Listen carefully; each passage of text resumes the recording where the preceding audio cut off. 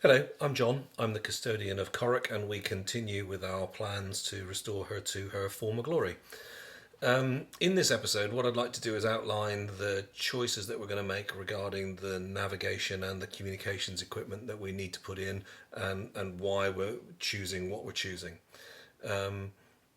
There's a line of argument that all you really need to navigate is a compass and a watch. That so long as you knew where you were, you know what direction you're traveling in, and you know how long and how fast you've been doing that, then you should be able to calculate where you are. But it's fair to say that there's a good deal more information available, and I think no one would want to be without an accurate reading of speed or indeed depth. And there's no doubt about it, global positioning systems and automatic identification systems are innovations that are now so readily available and so cheap, you'd be very unwise just not to have one. So, although the navigation equipment will be some of the last stuff to go in and may well be the first stuff to get replaced, it does make sense to think hard about what we want to be able to see, how we want to be able to access it, how we're going to use it when we're sailing.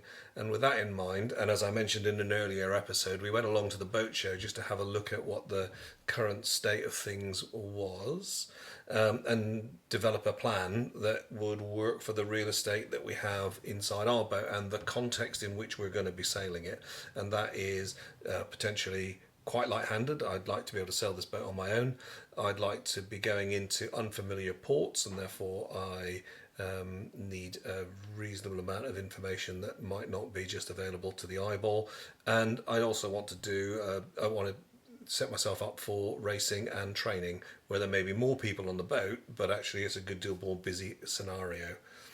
So that context gets pretty important. I think you can go out on a day sail and be out in a familiar piece of water where you could simply get round just by eyeballing where you are. You know the depths of water, you know the navigation marks, and that's all fine.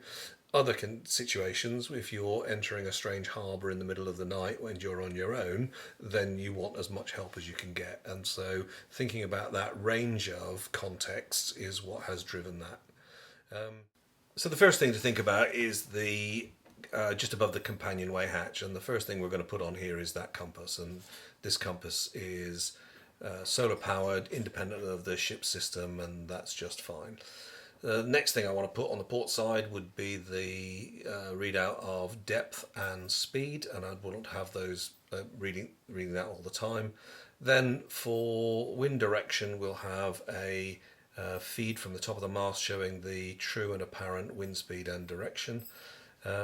Then further outboard to port, a readout from the navigation system. This should allow me to really show the bearing and range of the next waypoint. And then on the far starboard side, an AIS display, which I would like to have very much for navigating at night. So in addition to the companionway hatch, you've got the area of the chart table and like a repeater of one of those multifunction displays down there for filling in the log. Then I want to have a VHF system that I can see from the companionway hatch. And then what I'm going to put is an iPad mini on a support, and that will allow me to have a navigational display linked into our position. Now, out of sight but not out of mind, we're going to need to have a handheld VHF available in the cockpit. Something else that we're going to want there is a handheld GPS, and this is a fallback, very much because the iPad can get a bit wet.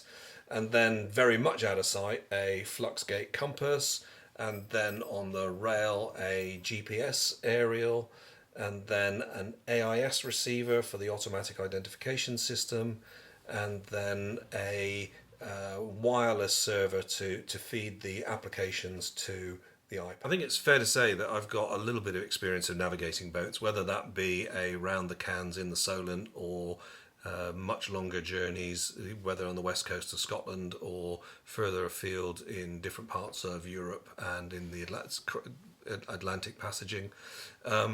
Normally when I arrive on a boat, it is very much a case of looking at what's there and then making the best of the equipment that you've got. for me, it's been quite an interesting experience looking at the equipment that I'm choosing for this boat, knowing what I want to do with it, what my own preferences are, and building that to work for me. While I am genuinely interested in what other people might think of this setup, I'm very conscious of the fact that what I'm trying to do is make it right for me and the context in which I'm intending to sail this boat. Well, I hope that all makes sense. One thing I do know for certain is that the eventual fit that we're going to put in won't be exactly what I've just described. For example, in between the boat show and today, one of the things that I thought I was going to put in turns out not to be available, and there's an upgraded version of that. Similarly, some of the other specifications may change slightly, but in terms of what we need for cable runs and what we need to put in before we then put more stuff into the boat, this is good enough for where we are just now. I hope you enjoyed the video.